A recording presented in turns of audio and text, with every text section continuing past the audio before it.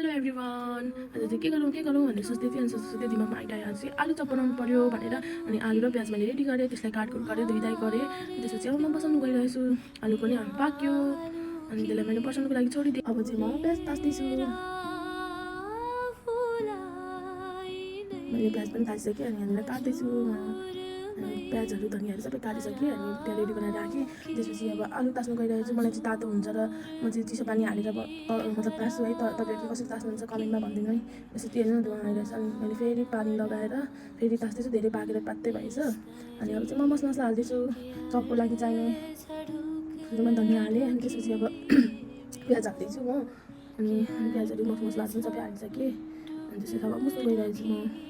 मुसमास पनि गरिसकेँ नगिनाउनुलाई। त्यो साथीले यसरी नै मुस्नुपर्छ, नभए त राम्रै हुँदैन, चम्चीले छिट्टै बुझ्दैन र म त हातले नै मुसिदिएँ नगिनाउनु है त। त्यो पनि मैले अलि पनि मुसिसकेँ।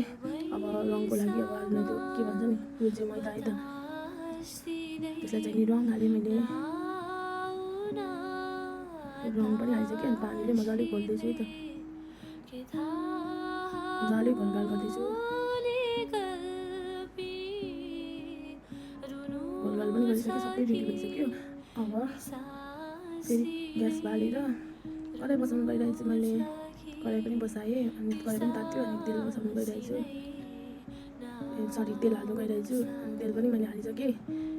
अनि अब चाहिँ आलु चप बनाउनु गइरहेको छु। मलाई चाहिँ मजाले देखाइनँ भनेर उयो नगर ल, एक्लै थिएँ क्या म अनि अप्ठ्यारो भइरहेको थियो। त्यो आलु चप बनाउनु कि भिडियो गर्नु अनि अप्ठ्यारो भएर चाहिँ अनि मैले कति कुराहरूको चाहिँ क्लिप लिन पाइनँ, माइन्ड नगरिदिनु होला है त। अब चाहिँ मैले आलु चप हालेँ। मैले क्यामेरै कता बनाइरहेको रहेछु। तेल चाहिँ पुरा तातिसकेको रहेछ क्या। एक्लै भएर पनि अप्ठ्यारो भएको थियो क्या भिडियोहरू गर्नु मलाई।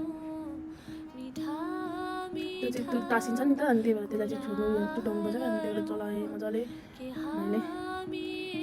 मिठो चाहिँ मिठो भएको थियो, अहिले पनि खाउँ मन लागिसक्यो देख्दै। अनि मैले चप हेर्न सक्नुहुन्छ, मैले चपहरू चाहिँ के अनि रेडी बनाइसकेँ। कति क्लिपहरू चाहिँ मैले लिन है त, हेर्न सक्नुहुन्छ अप्ठ्यारो भएर पनि। अनि म टेस्ट गर्न गइरहेको छु।